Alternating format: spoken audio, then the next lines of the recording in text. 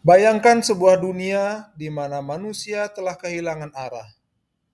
Mereka bangun setiap pagi, tetapi tidak lagi memiliki alasan untuk tersenyum. Mereka bekerja, tetapi tidak tahu untuk siapa. Mereka hidup, tetapi tanpa makna. Peter Fleming menyebut ini sebagai dunia yang dihantui oleh masa depan, di mana kapitalisme telah kehilangan tujuannya, tetapi masih terus bergerak seperti mesin yang tak bisa dihentikan. Kita berpikir bahwa kita masih memiliki kendali, masih memiliki kebebasan, tapi benarkah itu? Atau kita hanya bayangan dari sebuah sistem yang sudah tidak membutuhkan kita lagi?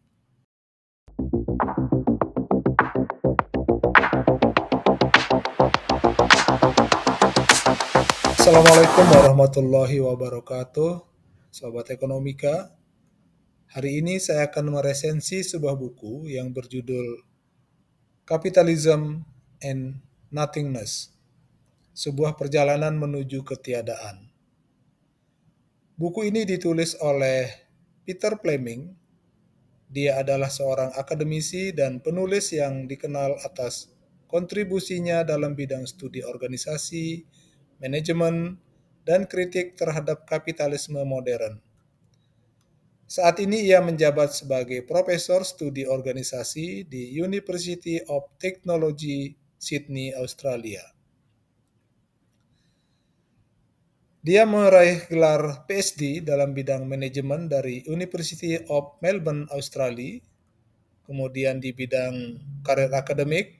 Sebelum bergabung dengan University of Technology Sydney, Fleming pernah mengajar di berbagai institusi ternama seperti University of London, University of Cambridge, dan beberapa universitas lainnya.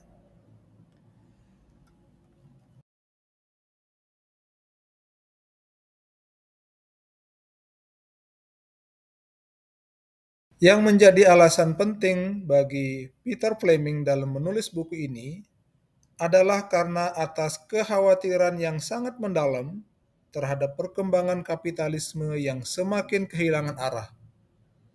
Ia melihat bahwa kapitalisme tidak lagi berfungsi sebagai sistem yang memberikan kesejahteraan, melainkan sebagai alat yang menyeret manusia ke dalam kekosongan eksistensial. Beberapa faktor utama yang mendorong Fleming untuk menulis buku ini antara lain, pertama adalah terkait kapitalisme yang tidak lagi membutuhkan pekerja. Dalam hal ini, Fleming menyoroti bagaimana kapitalisme modern tidak lagi mengandalkan tenaga kerja manusia secara langsung, tetapi teknologi, otomatisasi, dan kebijakan perusahaan membuat banyak pekerja menjadi redundant. Namun meskipun kapitalisme semakin mengabaikan manusia, sistem ini tetap menuntut kepatuhan kepada mereka. Kemudian masalah fenomena manusia tanpa dimensi. Nah, menurut Fleming, ia mengembangkan konsep no-dimensional man yang menggambarkan bagaimana individu dalam kapitalisme saat ini sudah kehilangan kedalaman dan makna hidup. Kapitalisme tidak lagi berusaha membujuk pekerja dengan janji-janji kesejahteraan, tetapi justru membiarkan mereka terjebak dalam siklus kerja yang tidak memberikan kepuasan.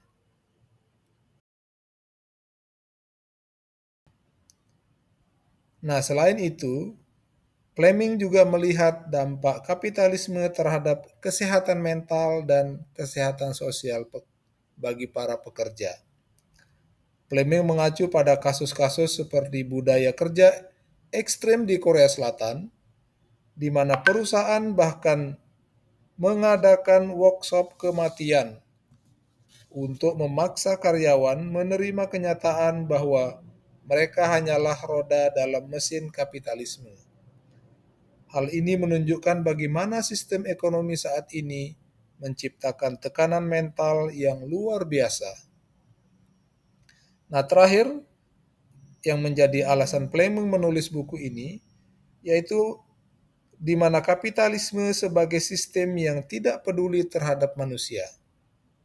Nah, buku ini mengkritik bagaimana perusahaan-perusahaan dan institusi ekonomi yang semakin mengabaikan kesejahteraan para pekerja.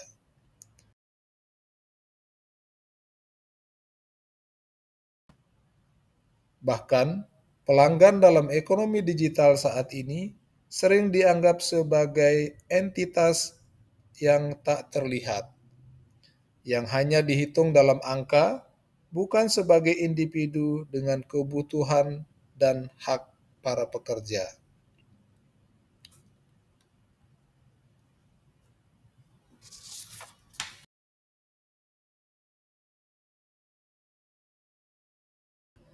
Di bagian pertama, Peter Fleming menguraikan tentang kapitalisme di ujung laras senapan. Seorang pekerja duduk di meja kantornya. Dia melihat jam, sudah pukul 10 malam. Tapi tangannya masih sibuk di keyboard. Matanya masih terpaku pada layar. Dia tidak bisa pulang. Dia tidak bisa berhenti, karena jika dia berhenti, sistem akan melahapnya hidup-hidup. Peter Fleming menyebut ini sebagai point blank capitalism. Kapitalisme yang tidak lagi mencoba menyembunyikan wajahnya. Jika dulu kapitalisme berusaha memberikan ilusi kesejahteraan, kini ia tak perlu lagi berbohong. Kita tahu bahwa sistem ini tidak adil. Kita tahu bahwa kita hanya roda dalam mesin, tetapi kita tetap berjalan karena kita tidak punya pilihan.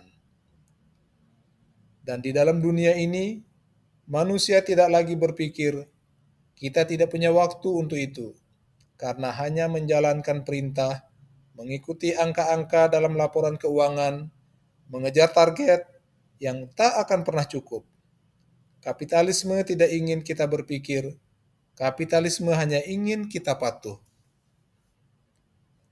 Kemudian di bagian yang kedua, Peter Fleming menguraikan tentang manusia tanpa dimensi atau no dimension man.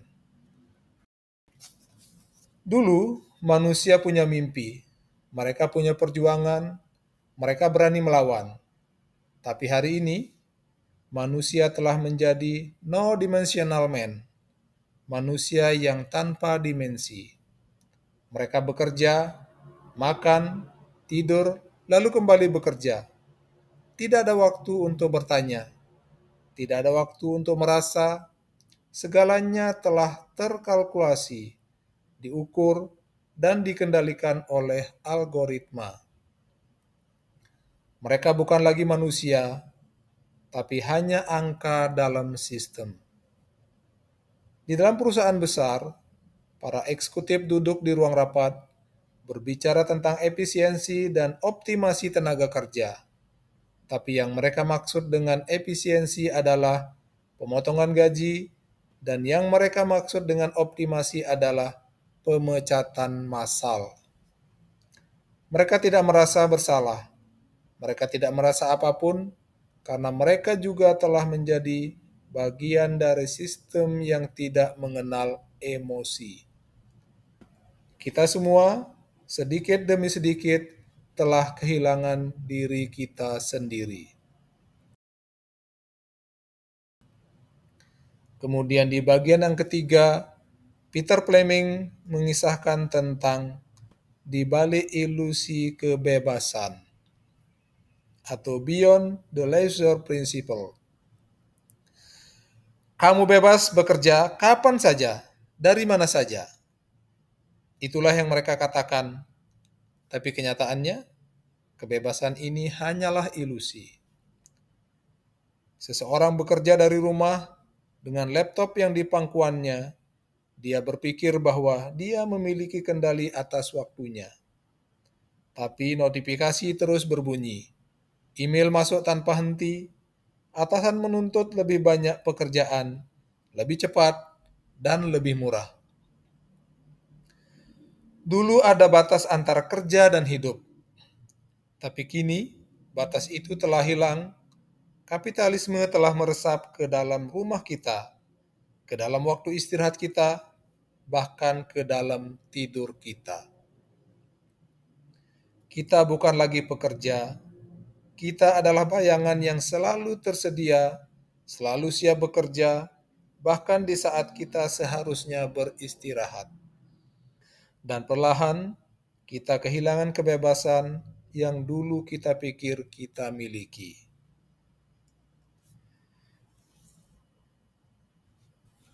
Di bagian keempat, Peter Fleming menulis tentang ekonomi hantu atau Gotika Ekonomika. Mereka bekerja di dalam diam. Mereka ada tapi tak terlihat. Buruh migran, pekerja rumah tangga, tukang ojek online, kasir di toko swalayan, mereka adalah bagian dari kapitalisme. Tetapi sistem ini tidak mengakui mereka. Mereka dibayar rendah tanpa jaminan, tanpa perlindungan.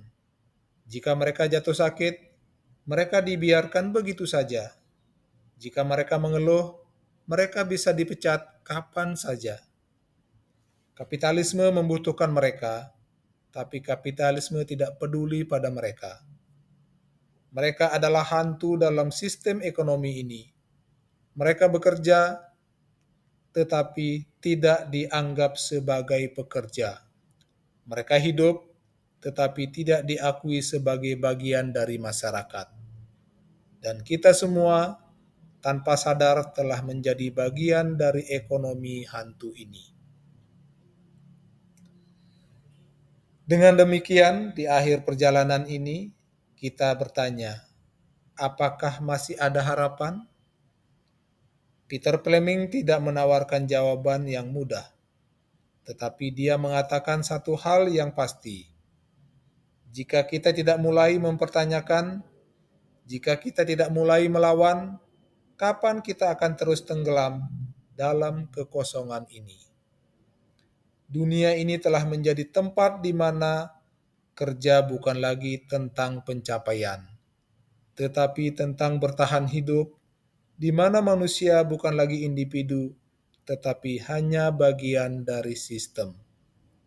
Tapi kita masih bisa memilih. Kita bisa mulai bertanya.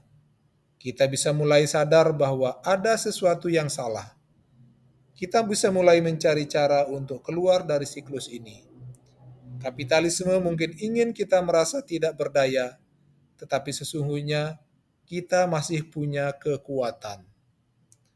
Dan pertanyaannya sekarang adalah, apakah kita akan terus diam, atau kita akan mulai mencari kembali arti menjadi manusia?